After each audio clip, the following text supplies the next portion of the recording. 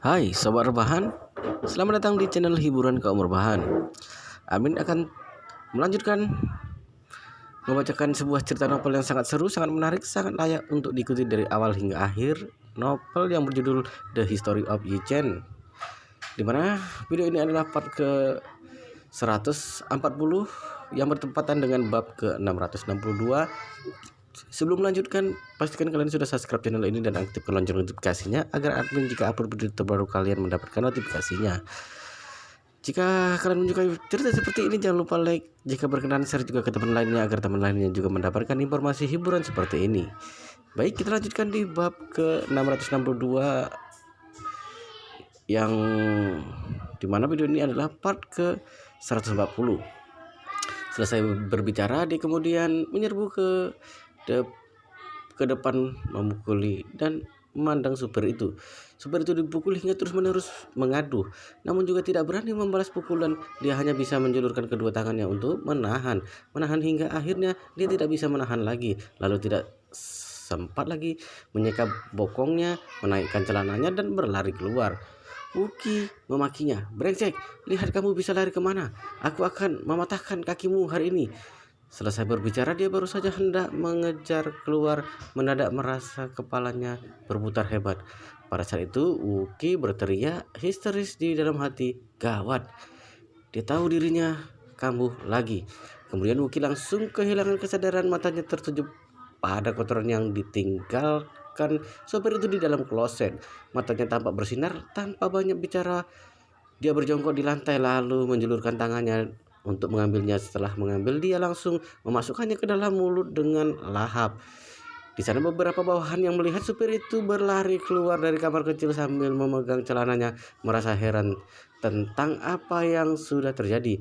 Lalu saat sampai di kamar kecil, mereka melihat Wuki yang sedang berjongkok dan memakan dengan lahap. Mereka kemudian muntah satu persatu. Salah satu di antara mereka buru-buru berteriak, "Cepat, cepat, cepat, cepat, cegah Tuan Muda kedua." Tuan Muda kedua sekarang hanya memakan yang sudah dibunuh kumannya dengan pot bersuhu tinggi. Yang segar seperti ini tidak boleh dimakan sembarangan, bisa sakit. Sekelompok orang sambil muntah sambil menarik Wuki keluar dari kamar kecil dengan mati-matian. Saat kambuh, Wuki tidak mengenal siapapun. Melihat orang-orang itu mencegahnya untuk menikmati makanan enak, dia langsung memaki, "Brengsek, cepat lepaskan aku, jika tidak akan kuhabisi kalian." Begitu membuka mulutnya, tidak mengapa jika hanya aroma busuk yang tercium, namun yang utamanya adalah terciprat hingga ke wajah semua orang terkena kotoran, membuat para bawahan itu merasa jijik hingga ingin rasanya langsung mati. Orang lain yang melihat masalah yang terjadi di sana juga bergegas maju ke depan. Seorang bawahan yang sedang memeluk Wuki dengan erat kemudian berteriak keras, "Cepat bawakan Tuan Muda kotoran yang sudah dibunuh kumannya dengan suhu tinggi, cepat." Oh, oh, oh. Orang itu bergegas berpaling dan berteriak kembali. Siapapun tahu bahwa saat Wuki kambuh, dia tidak akan berhenti sebelum kenyang. Jadi terpaksa secepatnya membawakan makanan tambahan yang telah dibersihkan. Mengetahui Wuki yang mendadak kambuh, bahkan berada di dalam kamar kecil, lalu memakan sesuatu yang ditinggalkan oleh supir, seluruh keluarga Wu kembali kacau. Sebuah mobil bisnis yang memiliki tujuan buah kursi dengan kecepatan penuh dikemudikan masuk ke kota Jending. Mobil dihentikan di depan rumah Liu Guang. Ke-10 mobil ini dipenuhi oleh orang. Mobil itu dikemudikan khusus dari Su Hang untuk mengambil nyawa ayah dan anak Liu Guang dan Liu Ming. 70 orang ini mengepung rumah Liu Guang dengan ketat. Kemudian saat mereka menerobos masuk, menyadari bahwa rumah itu sudah kosong tanpa penghuni. Orang yang menjadi ketua menepuk dadanya dan memaki, "Sialan, pasangan ayah dan anak sialan ini sudah kabur." "Bos, jadi bagaimana?" Orang itu berkata dengan kesal. Jika mereka ada di rumah, sudah akan langsung dihabisi, lalu melaporkannya pada Presiden Wu. Namun mereka tidak ada di rumah, maka mungkin berada di mana saja. Kota Jending saja memiliki jutaan jumlah penduduk. Kita hanya 70 orang, mau mencari kemana? Jadi bagaimana? Orang itu kembali bertanya, bagaimana jika kita menelpon Presiden Wu dan melaporkannya? Jika tidak, Presiden Wu akan menganggap kita tidak becus melakukan pekerjaan. Jika disalahkan, maka akan merepotkan. Benar. Orang yang menjadi ketua itu segera menelpon Wu Donghai. Wu Donghai baru saja menangani luka yang ada di lutut. Setelah menunggu sendi lutut buatan yang dipesan datang, lalu akan melakukan operasi pemindahan. Dia mendadak menerima telepon, kemudian mengatakan dan bertanya, sudah membunuh 2 brengsek, Liu Guang dan Liu Ming belum? Presiden Wu, si ketua itu berkata dengan kikuk. Presiden Wu, rumah Liu Guang sudah kosong. Setelah aku lihat, mereka sepertinya pergi setelah membereskan barang dengan buru-buru. Seharusnya belum terlalu jauh, mungkin 2-3 jam. Sialan. Begitu mendengar ucapan itu, Wu Donghai seketika merasa murka. Dia membuka mulut dan berkata, cari mereka, meski harus mencari ke ujung dunia, juga harus menemukan 2 brengsek ini dan membunuhnya. 70 orang yang datang dari Suhang mulai pencarian dengan cara menyeluruh, tetapi mereka sama sekali tidak dapat menemukan petunjuk apapun tentang Liu Guang dan Liu Ming. Sebenarnya keluarga Liu Guang sekarang ini sudah mengemudikan mobil dan meninggalkan kota Jinling. Mereka sedang bergerak cepat menuju kota utara di malam hari. Untuk menangkap seekor ikan di dalam sebuah wadah akan sangat mudah. Namun jika ingin dengan presisi menangkap ikan ini di dalam sebuah danau, maka itu akan sulit.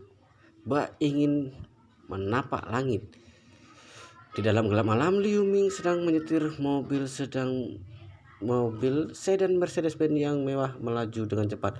Ponsel Liu Guang mendadak berdering. Telepon yang masuk adalah tetangga Liu Guang. Keduanya punya hubungan yang cukup baik, sering pergi untuk bersenang-senang. Sebelum Liu Guang pergi, dia menelpon orang ini, menyuruhnya untuk memperhatikan apa yang terjadi di rumahnya. Jadi sekarang dia mendadak menelpon. Liu Guang mendadak menebak mungkin ada sesuatu yang terjadi di rumah.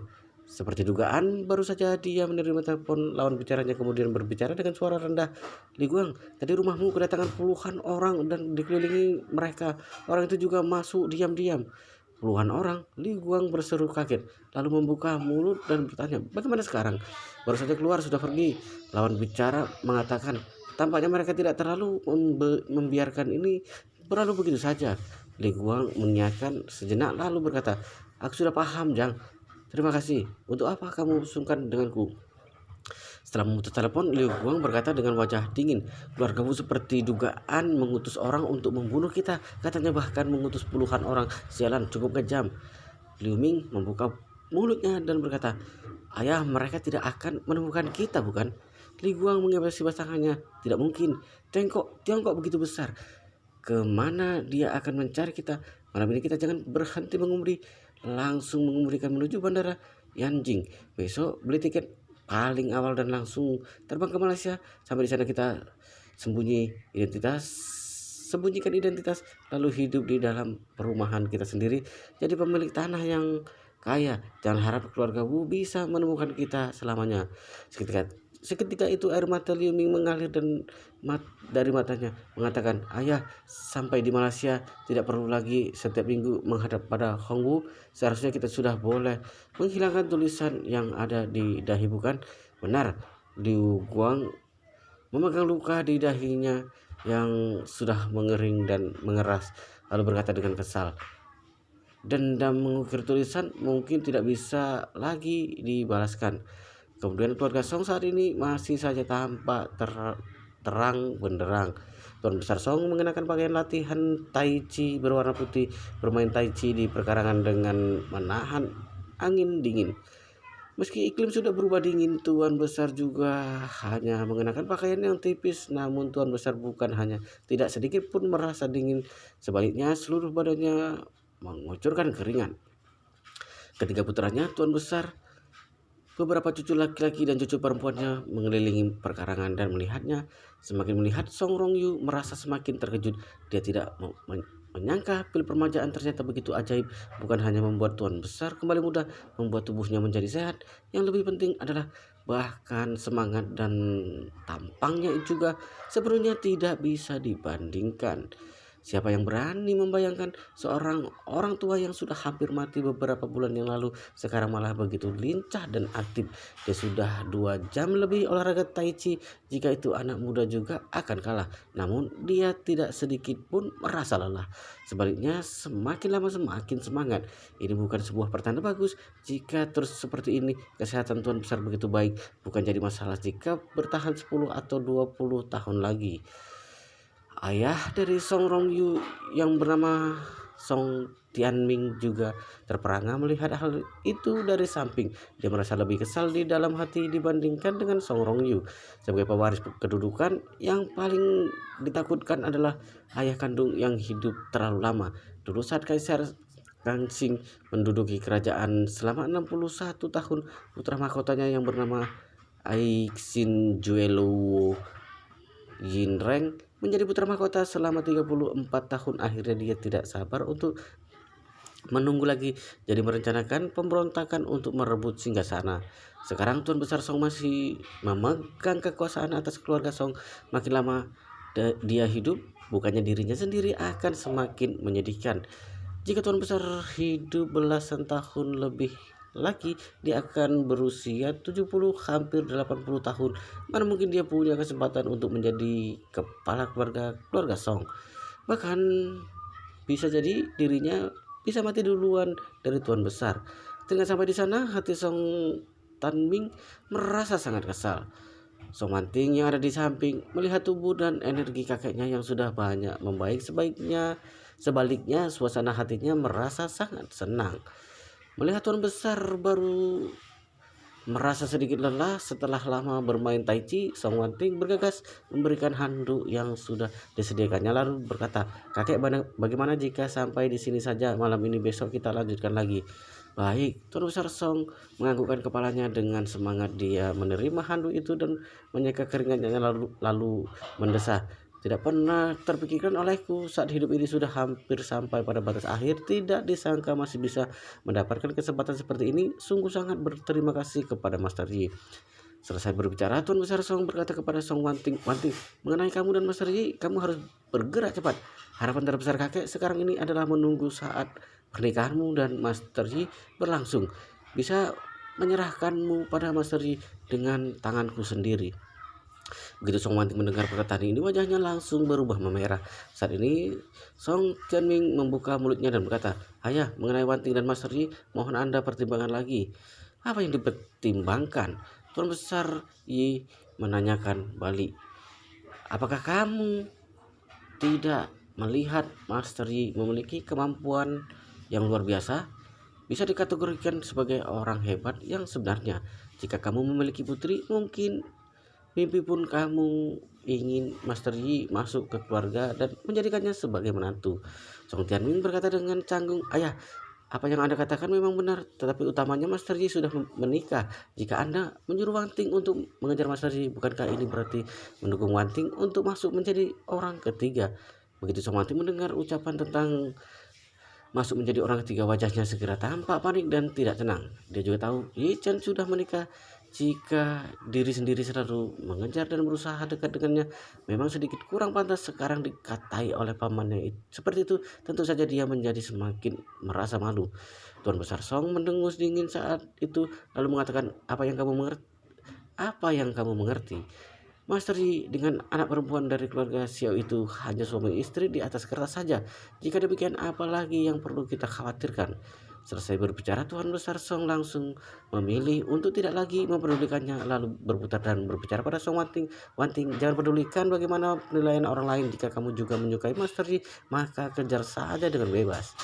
Song Wanting mengatupkan bibirnya dan tidak bicara. Hatinya jelas merasa tidak begitu nyaman. Tuan Besar Song bisa melihat apa yang ada di pikirannya, kemudian memutar kepalanya dan memelototi Song Tianming sejenak, lalu berkata dengan suara dingin, "Mulai hari ini siapapun tidak boleh mengungkit tentang Master Yi yang sudah menikah. Jika tidak, jangan salahkan aku jika bersikap tidak sungkan."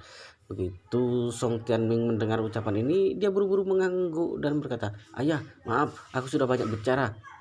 Bagus jika kamu tahu." Tuan Besar Song mendengus dingin dengan tidak senang, lalu berkata pada Song Wanting, Wanting, bantu aku buat janji dengan Master Yi besok. Aku ingin mentraktirnya makan. Berterima kasih atas jasa besarnya yang telah menghadiahkanku pil permajaan. Kemudian nanti siapkan sebuah kartu yang berisi uang tunai senilai 1 miliar yuan sebagai sedikit niat baikku. Berikan pada Master Yi saat makan. Keluarga Song yang lain terkejut dan termenung. 1 miliar yuan uang kontan. Seluruh uang tunai yang berputar dalam keluarga Song juga hanya sekitar 3 miliar yuan. Tuan besar ingin mengambil 1/3 dari uang tunai keluarga, lalu memberikan pada Yi Chen.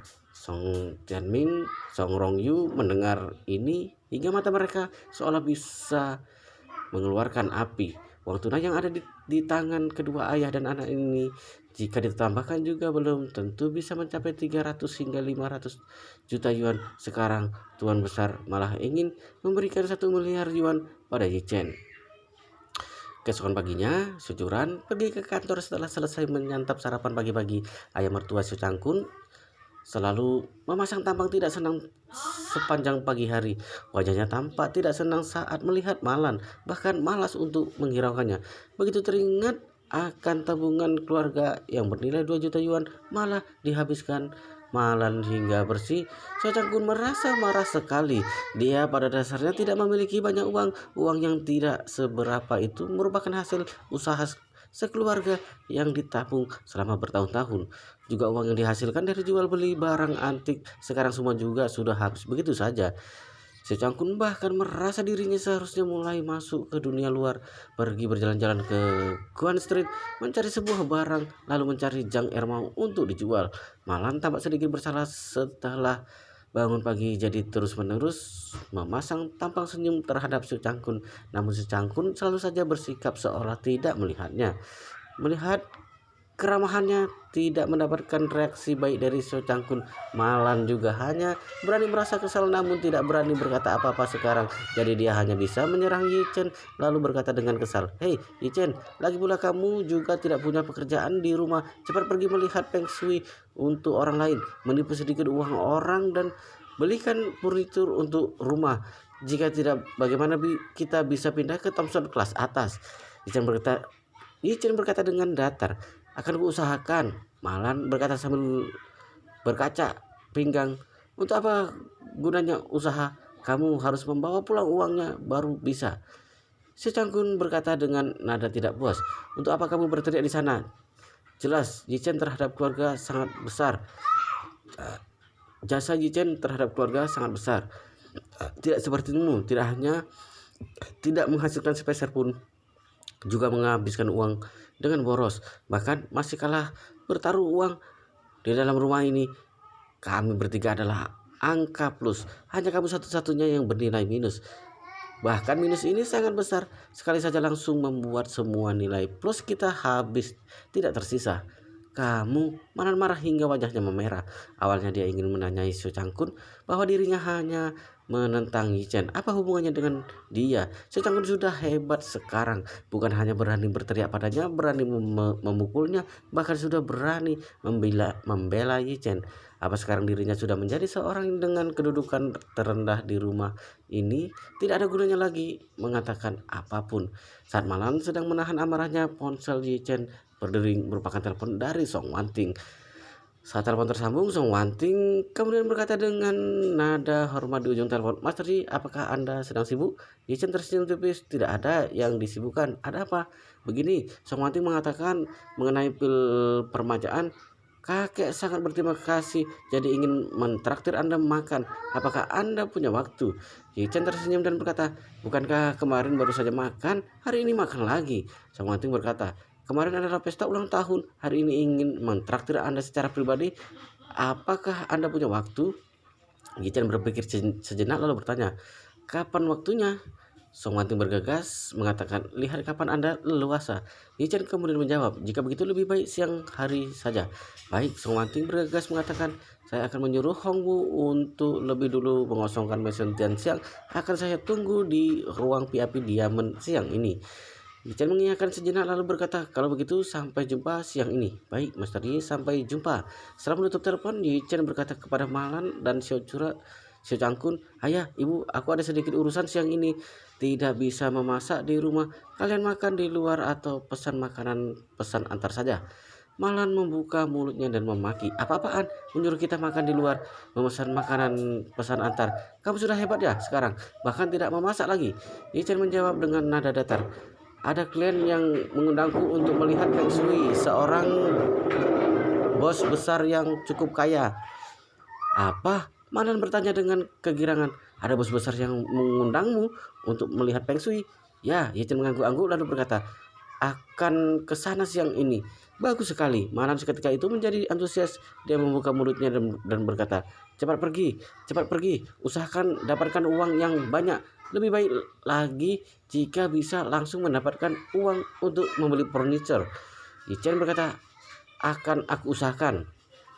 Sebenarnya Yichen sudah memutuskan untuk mengeluarkan 2 juta yuan dari kartunya, lalu nantinya akan dikatakan bahwa itu hasil dari membantu orang lain melihat Feng Shui, lalu menggunakan uang itu untuk membeli furniture. Dia juga tidak ingin istrinya terus menerus tinggal di rumah bobrok ini, lagi pula tinggal di sini hanya ada sebuah dinding yang memisahkan. Dengan Malan juga harus menggunakan 1 buah kamar mandi yang sama. Sungguh merepotkan sekali. Jika pindah ke villa, dia dan istrinya bisa tinggal 1 lantai, lalu membiarkan Malan dan Si Cangkun tinggal 1 lantai. Dengan begitu akan lebih tenang. Oleh karena itu dia memakai alasan pergi membantu orang melihat Feng Shui. Sebenarnya sudah dia pikirkan di dalam hati. Setelah makan dengan Tuan Besar Song, dia akan langsung pergi ke bank untuk mengurus kartu baru, mentransfer 2 juta yuan ke sana, lalu menyerahkan uang itu untuk istrinya atau Si Cangkun. Pokoknya tidak boleh diserahkan pada Malan, wanita tua yang tidak berguna ini. Jika tidak, dia kemungkinan besar begitu mendapatkan uang, dia akan langsung pergi ke klinik kecantikan untuk mengisi saldo sebanyak 200.000 yuan untuk keperluan perawatan wajah dan badannya. Pada pukul 11, Song Wanting mengemudikan mobil dan datang ke bagian luar perumahan. Dia menelpon Yichen dengan hormat, memberitahu pada Yichen bahwa dia sudah sampai. Baru kemudian Yichen turun ke bawah. Di pintu gerbang perumahan, Song Wanting turun dari mobil dan membukakan pintu untuknya dengan hormat. Setelah dia naik ke mobil, baru kemudian berkata pada Yichen, "Master Yi, kakak sudah lebih dulu pergi ke mansion Tian Siang. Kakek sudah lebih dulu pergi ke mansion Tian Siang untuk menunggu Anda. Kita juga berangkat sekarang saja." "Baik." Yichen mengangguk-angguk lalu tersenyum dan mengatakan, "Sudah merepotkanmu khusus datang untuk menjemputku." Song Wanting sedikit tersibuk lalu berkata dengan wajah merah merona, "Ini adalah hal yang patut Wanting lakukan." Yichen tersenyum tipis, tidak lagi banyak berbicara. Mansion Tianxiang saat ini tuan besar di bawah kawalan 2 orang bodyguard melangkahkan kakinya dan masuk ke pintu utama. Mentraktir Yichen untuk makan hari ini, dia tidak mengajak anak cucu dari keluarga Song. Selain bodyguard, dia hanya membawa Song Wanting seorang. Begitu Hong Wu mendengar kabar bahwa Tuan Besar Song telah sampai, dia bergegas keluar menyambutnya lalu berkata dengan hormat, "Tuan Besar Song, sungguh maaf, tadi saya berada di ruang VIP Diamond mengawasi para bawahan menata ruangan, tidak menyambut Anda tepat waktu." Tuan Besar Song menatap Hong Wu lalu langsung tampak terkejut. Hong Wu yang ada di hadapannya sekarang tidak disangka juga terlihat lebih mudah dibandingkan saat di pesta ulang tahun kemarin. "Jangan-jangan kamu juga mendapatkan pil permajaan dari Master Yi?" Berpikir sampai di sini, Tuan Besar Song kemudian bertanya dengan suara bergetar, "Oh, kamu kamu mendapatkan kesempatan dari Master Yi?" Hong Wu bergegas mengangguk sambil menjulurkan tangannya untuk memapa Tuan Besar Song dengan hormat.